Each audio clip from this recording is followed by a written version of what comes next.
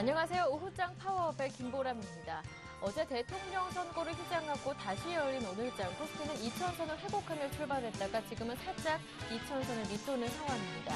장 초반에는 1991포인트까지 밀리면서 하락 전환하기도 했는데요. 하지만 외국인의 매수가 15거래일 연속으로 유입되고 있고 기관도 장중에 순매수 전환하면서 강보합권 지켜주고 있습니다. 결국 5일선을 지지하면서 현재는 1999포인트에서 움직이고 있는데요. 일단 대선이 끝났다는 것은 불확실성 해소로 볼 수가 있겠지만 가장 큰 이슈인 미국의 재정제도 합의 문제가 남아있기 때문에 지수의 발목을 잡을 것으로 보입니다. 일단 오늘 대선 자체는 증시에 큰 영향을 미치지 않는 것으로 보이는데요. 한편 그 가운데 박근혜 테마주들은 대선 당선 소식이 오늘 급등하고 있습니다. 대선 이후 증시, 업종 그리고 테마주들 흐름까지 오늘 모두 집중적으로 분석해 드리겠습니다. 먼저 이 시각 시장 흐름 자세하게 확인하고 오겠습니다. 시황센터 연결합니다. 네, 시황센터 김혜영입니다. 오후 증시 살펴봅니다. 오늘 코스피 지수는 전일 대선으로 정치적 불확실성이 해소되며 2천선 회복해 장 출발했습니다. 장 초반 상승 랠리를 이어가는가 싶었지만 이내 하락 반전되는 모습이 포착되기도 했는데요. 이후 오후장 들어서면서 강보합권 지켜내 1990선 후반에서 등락 거듭하고 있습니다. 현재 코스피 지수는 0.32%의 오름세 보이면서 1999선에서 장이어가고 있습니다. 이어서 수급 상황 살펴보겠습니다. 오늘 코스피 시장에서는 기관이 815억 원, 외국인은 15거래일째 매수 우위 나타내면서 현재는 772억 원의 매수 우위 나타내고 있는데요. 반면 개인 쪽에서는 오늘 1372억 원의 매도 물량 출하하면서 지수의 추가적인 상승 흐름 방해하는 모습입니다. 이어서 코스닥 살펴보겠습니다. 오늘 코스닥 지수 4일 만에 반등 시도하며 강보합권에서 장 출발했습니다. 하지만 오전장에서 외국인과 기관의 매도 공세에 이내 하락 반전되는 모습 나타나고 있는데요. 현재는 낙폭을 조금 키워 0.37%의 내림세 보이면서 481선에서 거래되고 있습니다. 이어서 코스닥 수급 상황 살펴봅니다. 현재 코스닥 시장에서는 개인만이 나홀로 323억 원의 매수 우위 나타내고 있습니다. 하지만 기관 쪽에서 298억 원, 외국인이 소폭이나마 21억 원의 매도 물량 출하하면서 지수의 하락 압력을 가하고 있습니다. 이어서 환율 살펴보겠습니다. 오늘 환율은 보합권에서 장 출발했습니다. 장 초반 상승과 하락으로 오가며 방향성 없는 증시 나타내고 있는데요. 이후 오후 가까워지면서 상승으로 방향 큰 모습입니다. 현재 환율은 40전 오르면서 1073원 20전에 거래되고 있습니다. 이어서 코스피 시가총액 상위 종목 살펴봅니다. 대장주인 삼성전자가 현재 1% 이상의 조정 흐름 받으며 전일 대비 16,000원씩 밀리고 있습니다. 오늘 현대차 3인방 장 초반에는 상승 흐름 보였는데요. 현재는 현대차가 1%대의 내림세가 포착되고 있습니다. 현대모비스만이 1.55%의 빨간불 켠 모습이고요. 기아차 역시 약 보합권으로 돌아선 모습입니다. 이어서 다음 장 살펴보겠습니다. 삼성생명이 강보합권 주당 800원씩 오르며 현재 96,800원에 거래되고 있고요. 한국전력이 3% 이상의 강세 흐름 보이고 있습니다. 현재 전일 대비 1,050원씩 오르는 모습인데요. 6거래일째 오름세 계속해서 이어가는 모습입니다. 이어서 신한지주와 현대중공업 모두 2%대의 상승 흐름 이어가고 있습니다. 이어서 코스닥 시가총액 상위 종목 살펴보겠습니다. 대장주인 셀트리온이 1%대의 강세 흐름 보이며 전일 대비 500원씩 올라 현재 28,850원의 현재가 이어가고 있습니다. 오늘 파라다이스의 급락세가 눈에 띄는데요. 6.69%의 내림세 보이면서 현재 전일 대비 1,150원씩 밀리고 있습니다. 이어서 SK브로드밴드와 다음 모두 2%대의 내림세가 포착되고 있습니다. 이어서 다음 장 살펴보겠습니다. 포스코 ICT가 4%대의 강세 보이며 7,300원의 현재가 이어가고 있습니다. CJ ENM이 1%대의 조정 흐름 받고 있고요. GS홈쇼핑이 3%대의 강세가 시젠이 1.69%의 오름세 보이면서 현재 66,200원에 장 이어가고 있습니다. 이어서 이 시각 특징 업종 및 테마 종목 살펴보겠습니다. 건설주 주가가 동반 오름세 보이고 있습니다.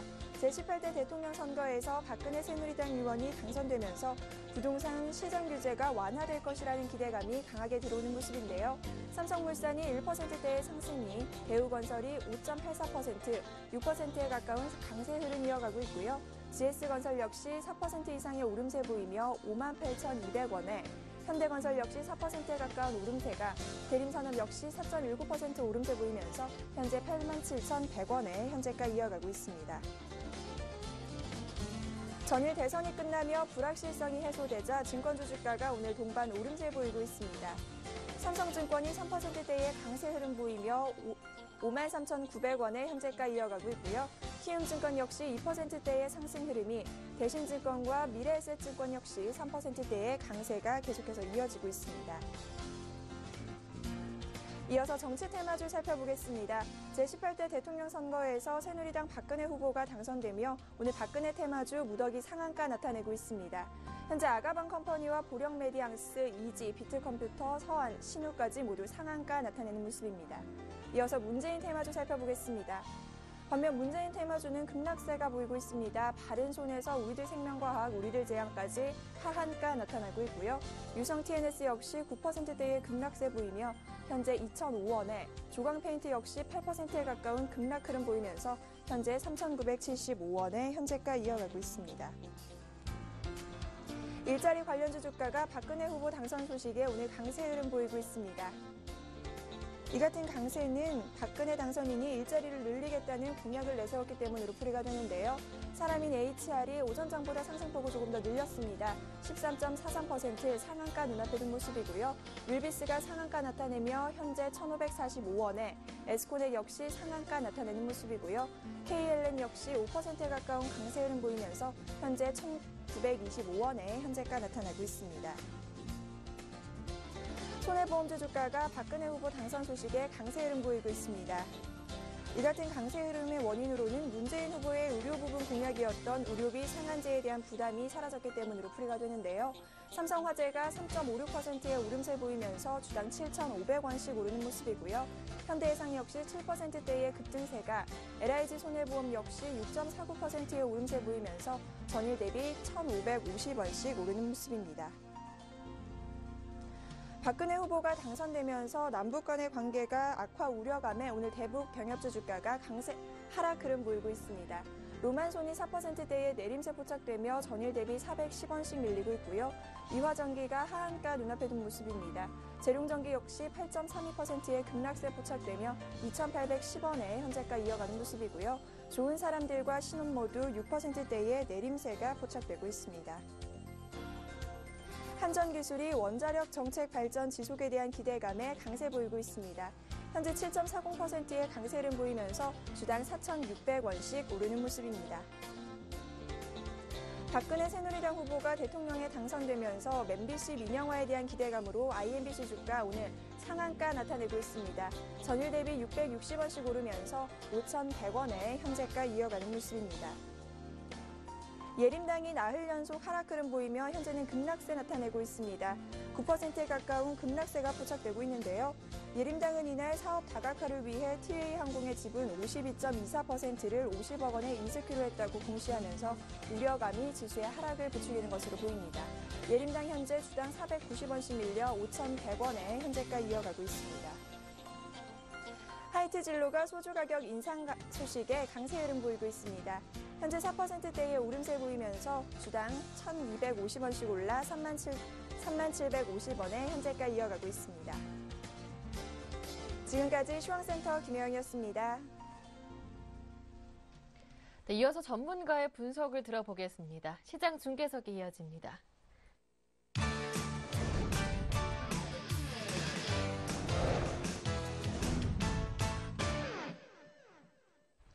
샘플러스 김영근 전문위원과 함께합니다. 안녕하세요. 네, 안녕하세요. 코스피가 5일선을 지지하면서 꾸준하게 올라오고 있습니다. 외국인들의 매수가 꾸준하게 이어지고 있는데 현물을 15거래일째 매수를 해주고 있고요. 선물도 사면서 무엇보다 프로그램 매수 물량이 4천억 원 정도 유입되더라고요. 오늘장 삼성전자가 1% 정도 하락함에도 불구하고 지수는 빨간불인데요. 현재 시장 그럼 어떻게 보시나요? 예, 그렇습니다. 지금 외국인의 수급이 계속 유입이 되고 있는 상황이죠. 업종별로 좀 살펴보면 일단 금액적인 부분은 한 800억대, 초반에 사실 강하게 매수가 유입이 됐었죠. 불과 한 10분 만에 한 400억대 매수가 유입이 됐었는데요. 그 이후에 약간 매수의 강도는 조금은 둔해지긴 했습니다만 여전히 매수가 계속 유입이 좀 되고 있고, 기관까지도 또 매수에 가담을 하기 시작을 하면서 지수는 거의 2000포인트를 1998포인트인데요.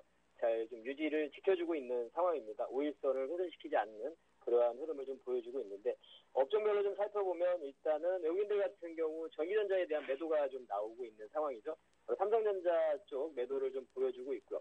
그리고 뭐 LG 디스플레이나 이런 쪽은 좀 매도가 좀 나오고 있는 상황이고 대신에 삼성전기라든가 삼성 SDI라든가 이런 쪽은 또 기관의 매수가 유입이 되고 있는 그러한 모습으로 판단이 들고요. 그리고 현재 지금 화학업종에 대한 매수를 상당히 많이 보여주고 있는 상황입니다. 외국인의 매수는 전기, 가스라든가 건설이라든가 뭐 이런 쪽 매수를 계속 보여주고 있는 상황이고요. 그리고 뭐 금융 쪽에 대한 매수도 계속 유입이 되고 있는 최근에 뭐 금융 쪽에 매수가 유입되는 부분은 좀 우리가 체크가 좀 됐었는데요. 최근에 이제 금융주에 대해서도 좀 말씀을 드리고 있었는데 이러한 지금 현재 수급적인 부분을 봤을 때는 전기전자와 운수장비 그리고 철강금속에 대해서는 뭐 현대해처럼 흐름이 좋은데 포스코 쪽이 좀 매도가 나오고 있는 그러한 흐름으로 좀 보여지고요. 그래서 지금 전기전자와 운수장비 쪽은 좀 약한 흐름을 보여주고 있고 자동차와 뭐 삼성전자 쪽은 좀 약세를 좀 보여주고 있고 나머지 여타의 다른 업종들 건설이라든가 금융이라든가 그리고 뭐 조선이라든가 이런 쪽의 섹터의 화학이라든가 이쪽이 좀 강한 흐름을 보여주면서 지수는 전기전자, 삼성전자가 1% 하락함에도 불구하고 건설업종이 3, 4% 상승을 하고 조선업종도 한 3% 정도 상승을 하고요. 이러면서 지금 지수는 1999포인트를 잘 유지가 되고 있는 그러한 지수의 시장의 흐름은 상당히 긍정적인 그런 흐름이라고 좀 봐야 될 것 같고요.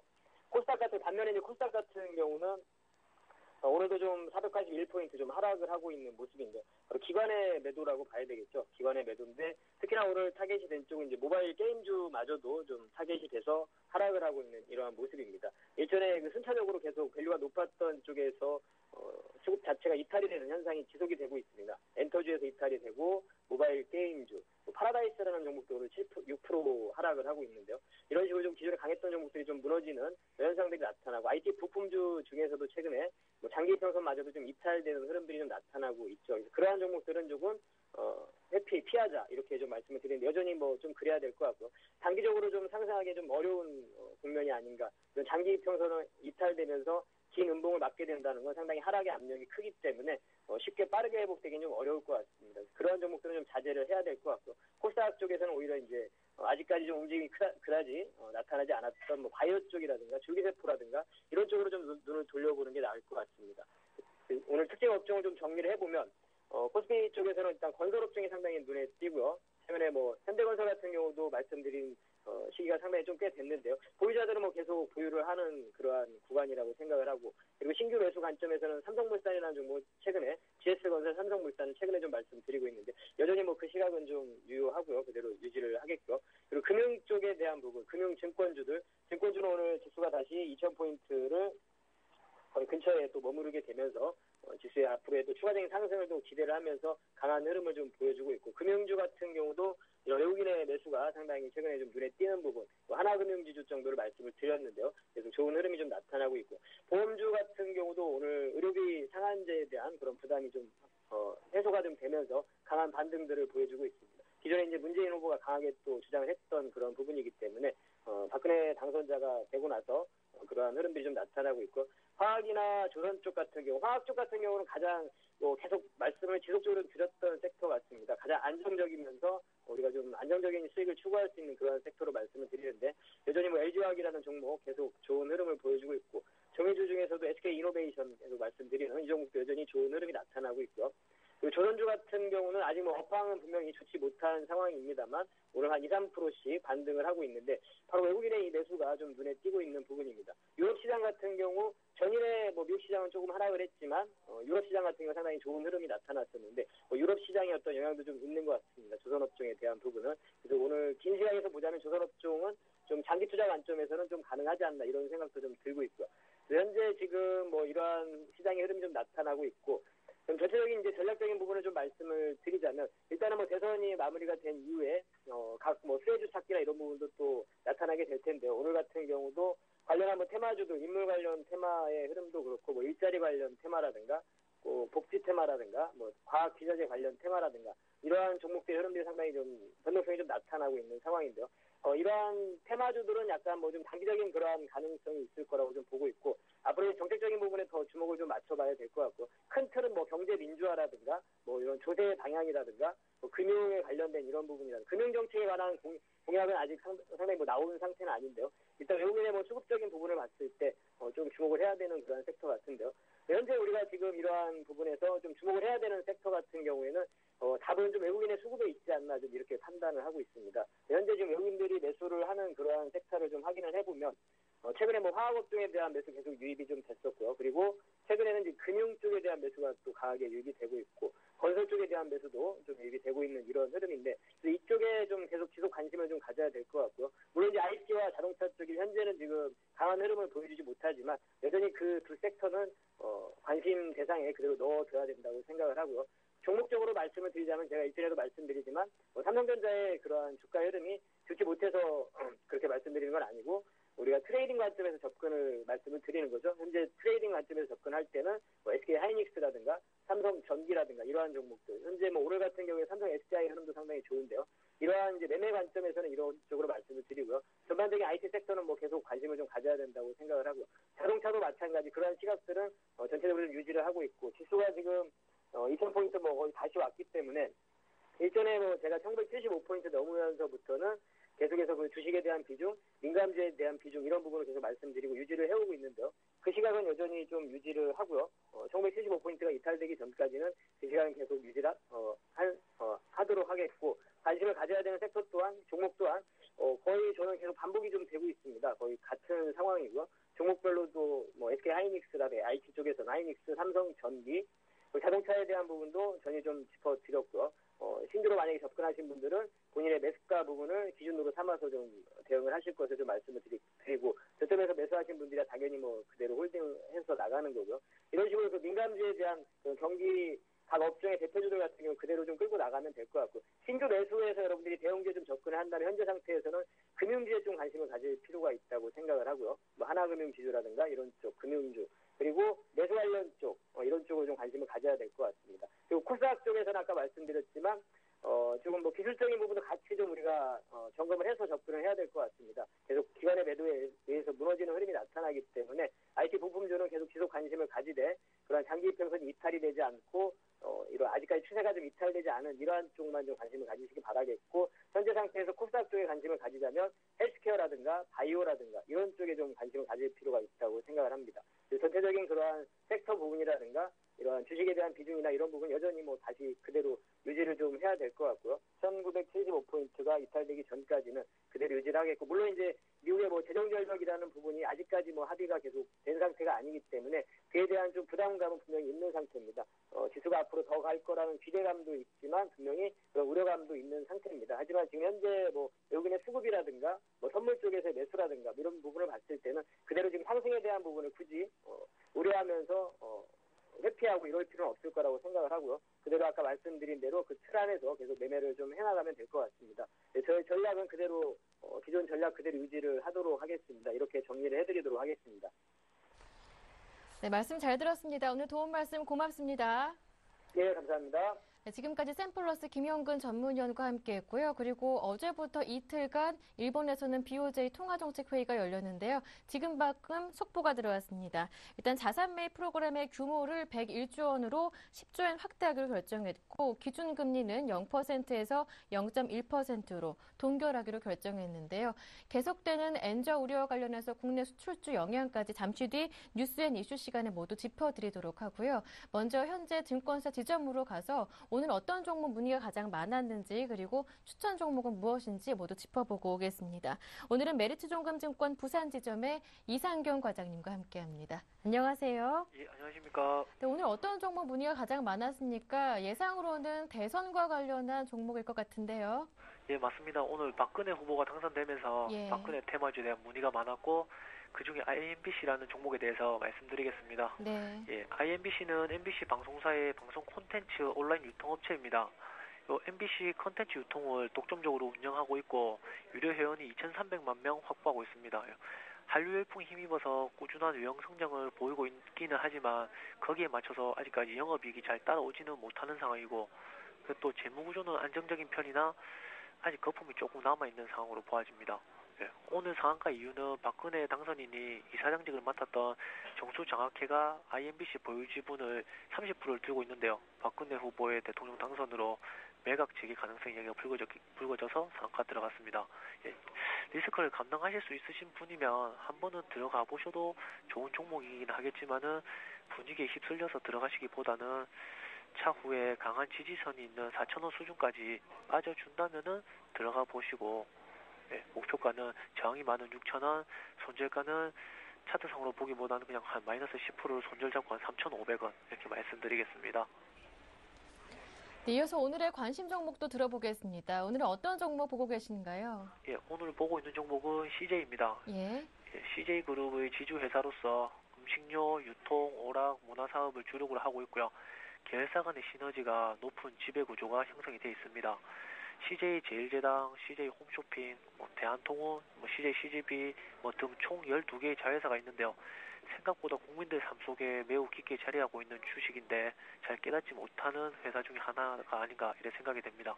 예, 그리고 작년부터는 자회사 간의 포인트를 통합하는 CJ1이라는 포인트 카드가 급속도로 성장하고 있는데 자회사 간의 시너지 효과를 내고 있고 그룹 이미지 형성에 큰 도움을 주고 있습니다. 자회사들 중에 몇 가지 상황을 언급드리자면은 CJ 제일제당이 대선 전에 가격 억제되었던 식료품 가격을 이제 10% 인상한다는 발표를 하였고요. 지금 드럭스토어인 CJ 올리브영은 비상장 회사인데 작년에 매장이 150개였는데 현재 260개로 70% 증가한 상황이고 이 또한 꾸준한 증가 추세에 있습니다. 그리고 환율 하락과 곡물 하향 추세는 내수 중심의 CJ 자회사들에게는 좀 공통적으로 작용하는 호재라고 보아집니다. 그리고 전일 대통령 선거가 끝났고 두 후보 모두 다 이제 내수 확대 정책을 펼친다는 의견은 동일했습니다. 내수 확대 수혜주로 보시면 되겠고요. CJ 그룹은 대형 그룹주 중에서도 좀 드물게 순환 출자 구조를 탈피한 회사라고 볼 수 있는데요. 경제 민주화 공약에 이 또한 걸림이 없어서 좋은 호재로 보시면 되겠습니다. 그리고 내수 중심이라는 것이 현재 상황에서는 좀 긍정적인 요소로 작용을 하고 있는데 이 주식이라는 게 장기적으로 봤을 때 좀 내수 중심이다 보니까 성장성에 한계가 있다 이런 좀 걸림돌이 있다고 볼 수 있겠습니다. 그래서 CJ 푸드빌, 올리브영, CGV 등의 자회사들이 지금 천천히 해외 진출을 하고 있는 상황이고 조인트 벤처 형식으로 리스크를 줄이면서 진출을 시도하고 있는 상황입니다. 예전에 CJ 오쇼핑이 중국에 진출했을 때 동방 CJ가 조인트 벤처 형식이라고 보시면 되겠습니다. 해외 진출을 급하게 서두르면서 진행하는 스타일은 아니라서 단기간에 해외발 호재가 나오기는 조금 어려운 점은 있겠습니다. 그래서 3분기 실적은 매출 4조 6천억에 영업이익 3,100억으로 사상 최대치 경신했고요. 그리고 계속 매출은 꾸준히 증대하고 있는 실정이고 세부적으로 봤을 때는 좀 영업이익이 지금 약간 주춤하고 있는 실정입니다. 그 이유는 제일 큰 게 CJ 제일제당이 영업이익 악화가 주 요인이었는데 아까 말씀드린 것처럼 가공식품 이제 가격 인상이 예정돼 있어서 내년 1분기 때는 다시금 영업이익이 좀 제자리를 찾을 수 있지 않을까 이런 생각이 됩니다. 예, 그리고 얼마 전에 124,500원 15가 갱신했다가 지금 살짝 조정받고 있는 기간입니다. 여전히 수급은 살아있는 모습이라서 현재 가격에 매수해두기를 권해드리고요. 신고가를 지금 경신하고 있는 수준이라서 목표가는 차트상으로 말씀드리기보다는 저회사들의 실적 성장세를 감안해서 14만 원으로 잡아드리겠습니다. 그리고 손절가는 10월 이후에 좀 조정 구간이었던 10만 5천 원을 손절가로 잡아드리겠습니다. 예, 이상입니다. 네, 말씀 잘 들었습니다. 오늘 도움 말씀 정말 고맙습니다. 예, 들어가세요. 네, 지금까지 메리츠종금증권 부산지점의 이상경 과장님과 함께했습니다.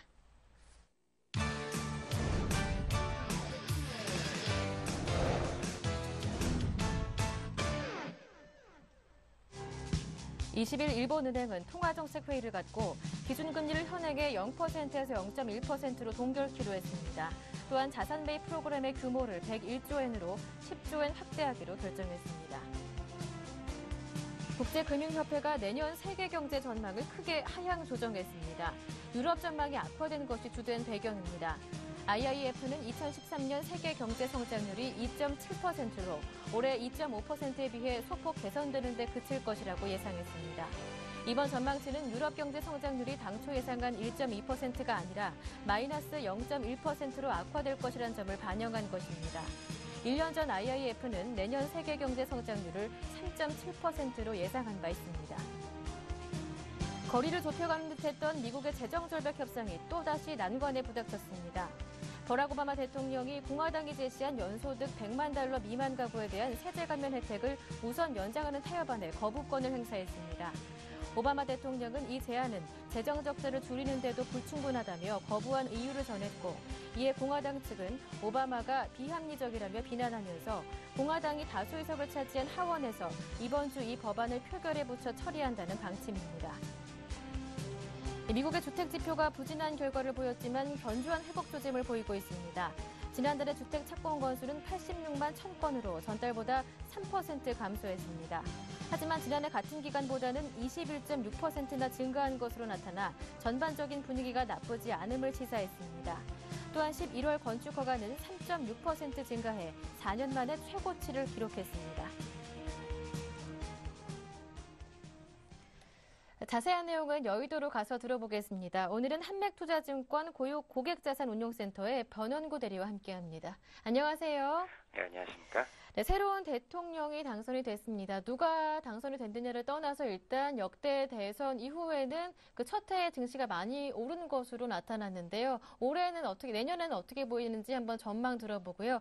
일단 오늘 증시에는 영향이 크지 않은 것으로 보이긴 하는데요. 어떻습니까? 네, 맞습니다. 역대 대통령 선거 이후에 그 정치적 기대감에 따라서 경기 부양책 기대감에 따라서 1년 수익률이 좀 상승했던 건 맞습니다. 하지만 단기적인 관점에서는 일단 그 선거 전후에 등락에 큰 의미는 없었던 걸로 분석이 되는데요. 정치적 불확실성 해소라는 측면에서는 긍정적입니다. 하지만 최근 그 4번의 그 대선 이후에 증시 상황을 살펴보면 단기적으로는 2번 상승과 2번 하락을 보여줬기 때문에 단기적 유의성을 찾기는 힘든 것으로 보입니다. 정권의 교체라는 그 의미보다는 당시 대외 변수가 더욱 중요한 요소였던 것으로 판단이 됩니다.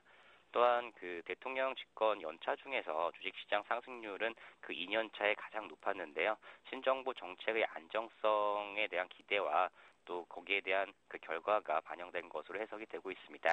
이번 박근혜 당선자의 경우에는 그 경제 민주화와 스마트 그리드 등 그 과학 기술을 강조하고 있고, 또한 무상 교육 및 교육 관련 예산의 확보를 하는 측면에서 중장기적으로는 그 긍정적인 효과가 있을 것으로 전망이 됩니다.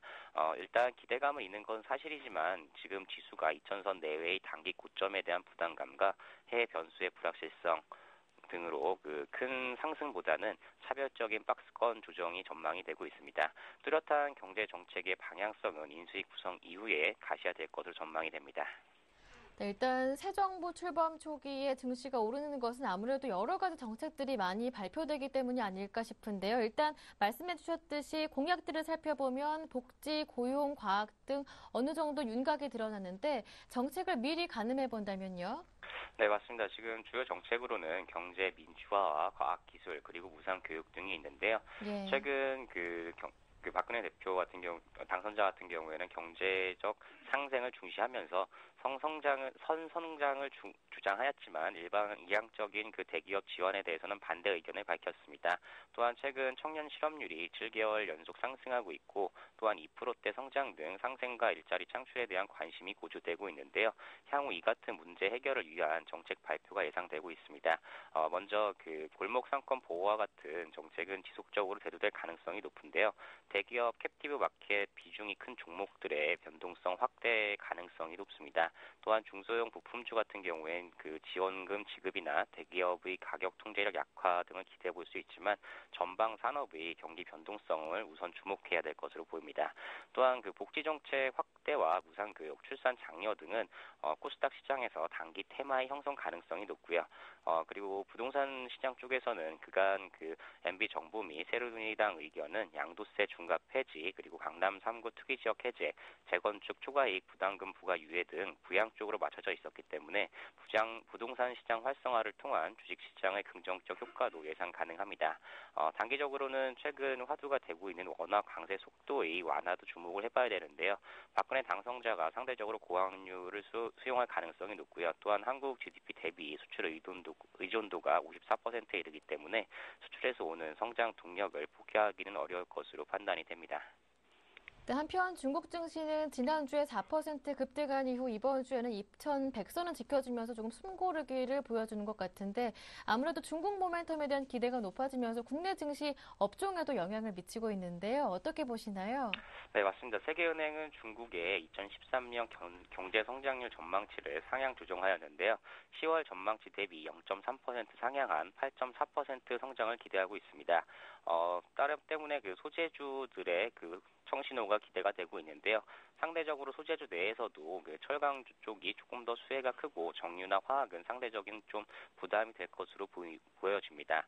중국 철강주 같은 경우에는 18차 당대회 이후에 철강제 유통 가격 약세 우려로 조정을 받았지만 최근 강보합세로 이어지고 있습니다. 유통재 가격이 전년에 비해 9% 낮고 경제 지표가 양호를 보이면서 주요 철강 업체가 내년 1월 가격 인상에 대한 그 가격 인상이 예정되어 있는데 기인한 것인데요. 중국 열연 내수 가격은 12월에 상승하는 경향이 있었습니다. 내년 상반기 계절적 수요에 의한 가격 상승 가능성도 있고요. 엔화 약세에 따른 그 상대적인 우려가 있지만 아시아 철강 시장 가격은 중국 가격이 주도했다는 점에서 중국 철강제 가격 반등이 철강 업종의 수혜로 이어질 가능성이 전망이 되고 있습니다.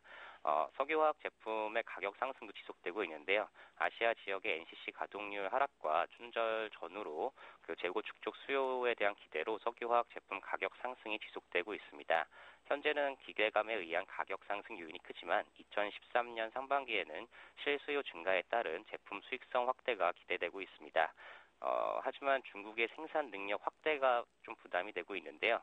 겨울철 난방류 성수기에 진입하고 있고 싱가포르의 석유 제품 재고가 감소하고 있다는 점은 정제 마진 상승 요인이라고 판단이 되고 있습니다.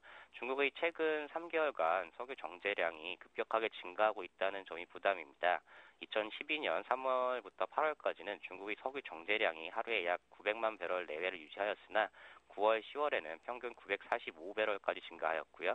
그 11월에는 1천만 배럴 이상이 확대되면서 중국의 석유 제품 순수출량 확대 요인으로 작용하고 있습니다. 네, 한편 조금 전에 속보로도 전해드렸었는데요. 일본에서는 어제부터 이틀간 통화정책회의가 열렸었는데 금리를 동결하고 자산 매입 규모를 확대하겠다고 발표를 했습니다. 엔화 약세 기조와 관련해서 국내 수출주들 영향은 어떻게 보시는지 궁금한데요. 자동차주 장 초반에 조금 오르는 듯 싶다가 다시 내리더라고요. 네, 맞습니다. 전 세계적으로 현재 그 글로벌 경기 둔화 우려로 인한 그 경기 부양책이 진행 중입니다. 때문에 그 유동성이 과도하게 풀리고 있다고 판단이 되고 있는데요.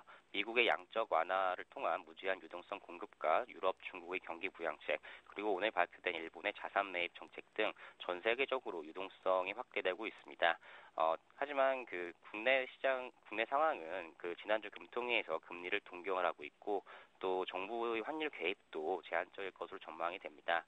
일본은 총선에서 자민당이 압승하면서 아베 신조 자민당 총재가 적극적인 통화 정책을 주장한 만큼 추가적인 양적 완화에 대한 기대감이 있는데요. 금일도 금리는 동결했지만 자산 매입 기금을 기존보다 10조엔 증액한 101조엔 규모로 늘렸기 때문에 상대적인 우리나라의 원화 강세는 지속될 것으로 이렇게 판단이 됩니다. 때문에 그 수출주들이 이제 악영향을 받을 것으로 보이는데요. 한 예로 현대차의 주가는 달러엔 환율에 대해서 상관계수가 마이너스 0.82를 기록하면서 강한 역의 상관관계를 나타낸 반면에 도요타의 주가는 플러스 0.85로 그 정의 상관관계를 보이고 있습니다. 이처럼 일본 기업과 수출 경쟁을 펼치는 기업들의 경쟁력 약화는 당분간 지속될 것으로 전망이 됩니다. 하지만 그 원자재를 해외에서 수입하여 판매하는 내수 업종은 상대적으로 수혜를 받을 것으로 판단이 됩니다. 네, 말씀 잘 들었습니다. 도움 말씀 고맙습니다. 네, 감사합니다. 네, 지금까지 한맥투자증권 변원규 대리와 함께했고요. 이어서 국내 이슈 보다 자세하게 살펴보겠습니다. 오늘은 우리투자증권 강남 대로지점의 길계선 부장님과 함께합니다. 안녕하세요. 네, 안녕하십니까. 네, 대선 이후 증시 영향 어떻게 보시나요? 일단 오늘은 큰 영향이 없는데요. 네, 그렇습니다. 증시는 계속 얘기 드리고 있지만 좁은 박스권 내에서 외국인이 방향성을 탐색하는 구간에 놓여 있다 이렇게 보셔야 될 겁니다. 외국인이 파생시장을 주도하고 있는 와중에 프로그램 매수로 시장을 받쳐주고 있으면서 특별한 방향성이 없이 좁은 박스권 구간에 아주 적은 변동성만을 가지고 움직이고 있는 상황인데 결국은 연말까지 미국의 정치권의 협상 과정을 지켜보고자 하는 스마트 머니들의 관망 심리가 한국 대선의 결과보다는 그러한 대외적인 이슈를 중심으로 움직이고 있다 이렇게 판단하셔야 될 것 같습니다. 증권가 일각에서는 허니문 랠리, 한국 대선의 결과에 따른 랠리에 대한 언급을 얘기하고 있지만 저는 개인적으로는 크게 의미는 없다고 보고 있습니다. 랠리라는 단어 자체가 종합주가지수 상대로 비중이 있는 그런 단어이기 때문에 이번 대선 결과에 따른 상승 움직임은 종목과 그리고 테마에 집중된 일부 현상으로 보고 있기 때문에 랠리라는 표현은 좀 부담스럽게 보고 있고요. 일단 지역적인 부분을 두고 전체적으로 확대해서는 안 된다고 보고 있습니다. 오바마 대통령이 2008년 미 대선에 당선됐을 때 전체적으로 2009년 3월 달까지 수직 급락했던 리먼 사태의 상황, 이런 여러 가지 여파들이 어떻게 발생할지 모르기 때문에 무조건 당선이라는 여당의 어떤 집권 정권 장악 자체가 주가 모멘텀으로 반드시 나타나지 않는다 이렇게 저는 보고 있고요. 앞으로의 산적한 난제들을 어떻게 유연하게 해결해 나가느냐에 따라서 랠리가 담보되기 때문에 아직은 방향성 탐색 구간이라고 보시는 것이 바람직하고요. 이번 대선 결과로 인해 가지고 증시가 왜 이렇게 오르지 않는가에 대해서 의문을 가지신 분들이 많을 겁니다. 하지만은 개인적으로는 한국 대선 결과로 나타난 한국형 이기주의의 결과가 금일 증시의 상승을 굉장히 제한적으로 보고 있다. 2000포인트 안착 자체가 쉬워 보이지만 의외로 지금 현상 쪽에서 실전 매매에서는 쉽지 않게 나타나고 있는데 일단 전체적으로는 각종 언론과 미디어 업체에서는 진보와 보수의 대결 양상이 짙었다라고만 2차원적으로 분석을 하고 있습니다. 하지만 투표율 폭등의 결과에서 유추해보면 보수와 진보가 정치에 관심이 많아서 상호간의 한국의 발전과 사회적 성장과 염원을 바라는 그런 행복 추구적인 인간 본연의 도덕성이 발휘된 선거 참여라고 보기에는 저는 어렵다고 보고 있습니다. 왜냐하면 자신의 지지하는 후보가 반드시 당선돼야 한다는 개인적인 또 집단 이기주의가 발동되면서 내가 선거를 하지 않으면 밀릴 수 있다는 표심이 투척된 결과라고 봐야 될 것 같습니다. 따라서 절대 밀릴 수 없는 게임에서 밀어주기라는 양자구도 내에서 극단적 이기주의가 발현된 결과가 투표율 급증으로 나타났다고 보여지고 있고요. 과거에는 역량 있는 기존의 대선 후보들이 끝까지 대선 레이스에 참여하는 경우가 많았지만 즉 아름다운 경쟁 구도가 많았지만 이번 것 같은 경우에 보면 권력 쟁탈과 사수를 위한 심리적 강박관념이 기존 역량 있는 대선 후보들의 사태로 나타났다고 저는 평가를 하고 있습니다. 따라서 이러한 이기주의적인 투표율 폭등의 근본 원인을 짚어보면 한국 사회가 가진 자와 없는 자를 없이 여기는 그런 계급의식과 황금 만능주의의 평배한 결과로 인해 가지고 주시장의 모멘텀이 전혀 영향을 못 미치고 있다고 보여지고 있는데요. 결국은 내실보다는 외형을 따지는 평가 문화가 뿌리 깊게 자리 잡히면서 오히려 이런 그 사회계층의 차별화 그리고 인간성 상실로 나타나고 있는 것이 증시에 반영되었다고 보시면 되는데요. 결국은 미국의 경우 대선이 끝나면 모두가 화합과 함께 문화가 형성되는 그런 양상과 다르게 한국은 조금 더 지켜봐야 한다는 관망의 심리가 굉장히 짙은 것 같고요. 주식시장의 방향성이 없이 일단은 기존의 좁은 박스권 패턴이 연말까지는 유지될 것이다. 이러한 문화적인 컬처라는 관점에서 증시를 해석해야 될 것으로 평가를 합니다. 네, 그렇다면 오후장 전략부와 함께 관심 종목을 간략하게 한번 들어보겠습니다. 오늘장의 매매 팁으로는 일단은 지수에 연연하지 않고 종목별로 대응을 해야 되는 트레이딩이 필요한 구간이라고 보고 있습니다. 따라서 금일 급등주 중심으로 움직이고 있는 테마주들에 대한 지나치 포트폴 편입은 좀 자제를 해야 될 것으로 분석을 하고 있고요. 시장 자체에서 금일 움직이고 있는 업종별로 보면 모든 업종들이 전반적으로 탑픽 종목 중심으로 해서 양호한 모습이 나타나고는 있지만 금일장의 특징은 저는 금융업종으로 보고 있고요. 정책에 대한 영향 등은 일부 있겠지만 지금 거시적인 경제 현상의 일부 큰 흐름을 짚어보면 지금 국내 증권시장 그리고 경제계에 영향을 가장 크게 미칠 요소는 원달러 환율 강세라고 보고 있습니다. 따라서 금융업종은 국내 금융업종이 자체적인 그 차입 여건이 개선이 안 되기 때문에 대부분의 외야 차입을 많이 하고 있는데 그러한 여건으로 보면 원달러 환율 강세가 금융업종의 모멘텀으로 적용할 수 있다고 보고 있고요. 다시 향후에 주가 할인 요소의 해소 가능성이 굉장히 커질 것으로 봅니다. 대형 금융주 쪽에서는 KB금융과 하나금융지주, 신한지주 바라보셔야 되고요. 중소형 은행주 쪽에서는 BS금융지주 그리고 보험업종의 탑픽으로는 삼성화재와 메리츠화재를 가장 집중적으로 보시되 증권업종 내에서는 일반 대형주보다는 대신증권과 메리츠종금증권에 대한 트레이딩 바이 의견을 연말까지 제시해드리겠습니다. 네, 말씀 잘 들었습니다. 도움 말씀 고맙습니다. 네, 고맙습니다. 네, 지금까지 우리투자증권 강남대로지점의 길계선 부장님과 함께했습니다.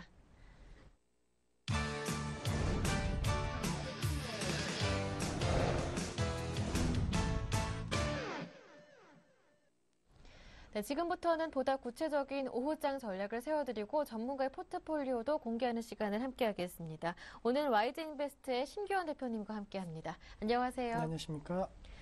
일단 대통령 선거가 끝나면서 불확실성 제거라는 측면에서는 호재가 되겠지만 여전히 난항을 보이고 있는 미국의 재정절벽 협상 발목을 잡고 있는데요. 현재 시장 어떻게 보십니까? 네, 우선은 말씀해 주셨던 대로 호재와 악재 겹쳐있는 상황이지만은 정확하게 말씀드리면 지금 시장 대형주 중심의 장세 흐름 속에서는 대선과 관련된 영향력이 아직까지도 계속적으로 이 증시에 남아있다라고 정리해 드릴 수가 있겠습니다. 금일 강한 업종 같은 경우에는 뭐 보험이라든가 건설, 증권업종이 시장 대비 강세 흐름 보이고 있다라는 거, 보험업종 같은 경우에는 문재인 후보가 상당히 보험업계에 있어서 타격을 줄 수 있는 공약을 내걸었는데 박근혜 당선자가 이제 당선이 되면서 전체적으로 그러한 리스크가 조금 해소되면서 올라가는 모습, 그리고 건설업종 같은 경우에는 부동산 활성화에 대한 대책들이 나올 가능성이 상당히 높다라는 거, 그리고 마지막으로는 뭐 증권업종 같은 경우는 코스피 3,000포인트에 대한 언급을 하였기 때문에 전체적으로 오늘 업종별 흐름에 있어서는 약간은 대선과 관련된 앞으로의 정책 기대감이 나타나고 있다는 측면을 고려하셔야 된다라고 정리해 드릴 수가 있겠고,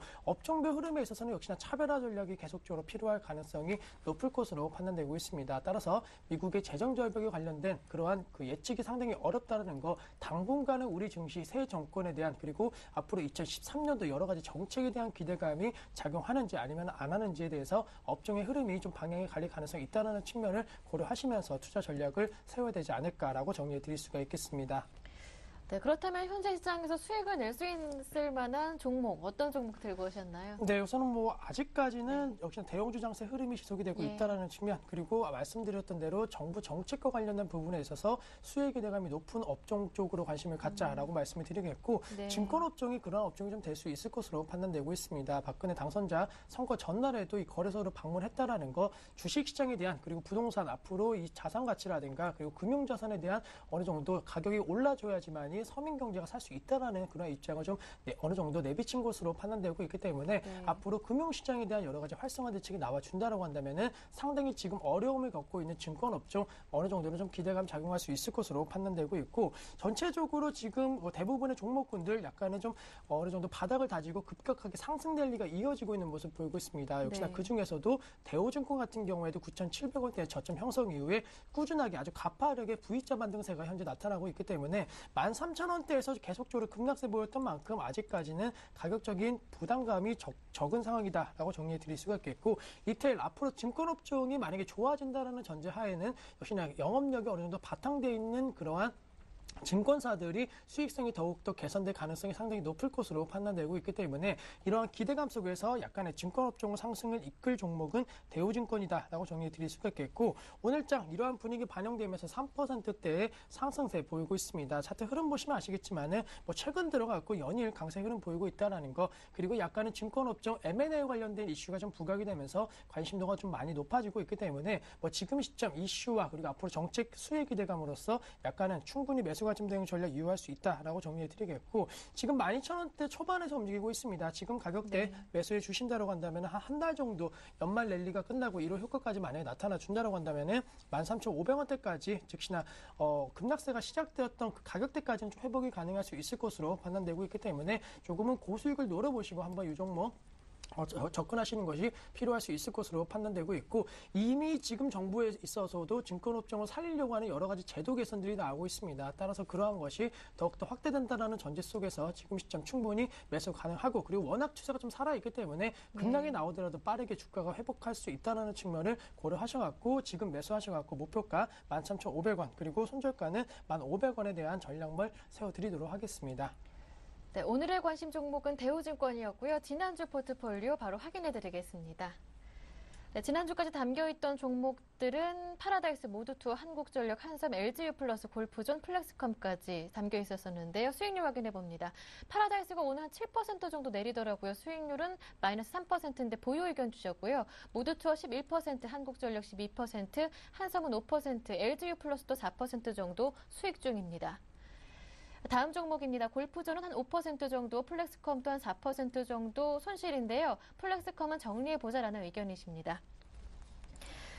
심 대표님 포트에서 마이너스 수익률을 찾아보기가 굉장히 힘들었었는데 오늘은 웬일 한 3종목 정도 있는데요. 일단은 전략 하락을 좀 수정해주신 플렉스컴부터 살펴보고 오늘 한 7% 정도 내리는 파라다이스, 그다음 골프존 이렇게 차례로 짚어봐야 할 것 같아요. 네, 우선은 결론적으로 마이너스가 네. 지금 나 있는 종목의 특징, 공통점이라고 한다면 코스닥 종목이다. 또한 좀 더 압축을 해본다고 한다면 플렉스컴을 제외하고 골프존이라든가 파라다이스 같은 경우는 약간 놀자주로서 분류가 예. 되고 있기 때문에 오늘장 지금 컴투스를 비롯한 게임주들의 급락세의 영향을 받고 있다라고 정리해 드릴 수가 있겠습니다. 따라서 놀자주에 대한 집중 매도가 나오면서 지금 파라다이스라든가 골프존에 대해서는 현재 매도세 나오고 있다라는 측면을 다시 한번 언급해 드리겠고, 먼저 플렉스컴을 봐드리면 사실 0.7%대 오늘장 상승세 보이고 있습니다. 어제장도 상승 흐름 보이고 있지만은 역시나 최근 들어가고 좀 급락세 나왔다라는 거, 네. 이 종목의 문제점이 아니고 코스닥 시장의 취약한 수급 구조가 계속적으로 이어지면서 좀 급락세 나왔기 때문에 그러한 부분, 플렉스컴은 종목 자체는 좋지만 아직